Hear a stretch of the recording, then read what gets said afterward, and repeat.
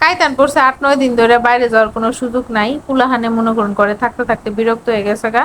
কুলাহানও বিরক্ত হয়েছে আর ওরা হাতে হাতে আমারও পাগল করে হালাইতেছে। কারণ হয়েছে সারাদিন হয়েছে ঘরের মধ্যে আর কত থাকবো আর আমারে ওই জন্য মানে আমার হাতে থাকতেছে সারাদিন আর আমারে বিরক্ত করতেছে।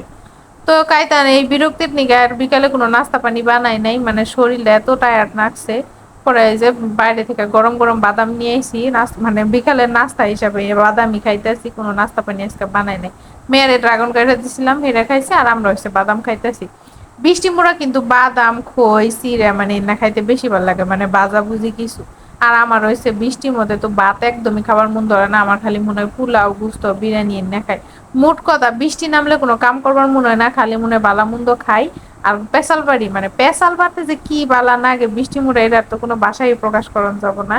মানে বিশেষ করে যদি কোনো মানে বান্ধবী টান্ধবীর হাতে পেশাল পালন যায় তাহলে তো আরো বালা।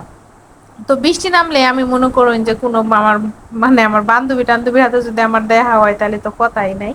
তো এই যে দেখুন না পারি না আমার মেয়ে কি করতেছে, কাঁটা চামচ দিয়ে বাদাম খাবার নিচ্ছে কোনছে, মানে ওই যে ড্রাগন খাইছে হ্যাঁ আবার বাদামও খাবো চামচ দিয়ে। এই হয়েছে আমার মেয়ের কাণ্ড কাহিনী। তো যেটা কবার নিয়েছিলাম কোনো বান্ধবী টান্ধবী থাকলে আরো বালা জমে।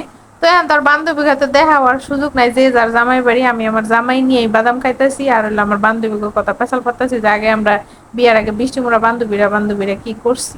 তো ব্যাকে ভালো থাকবেন, ধন্যবাদ।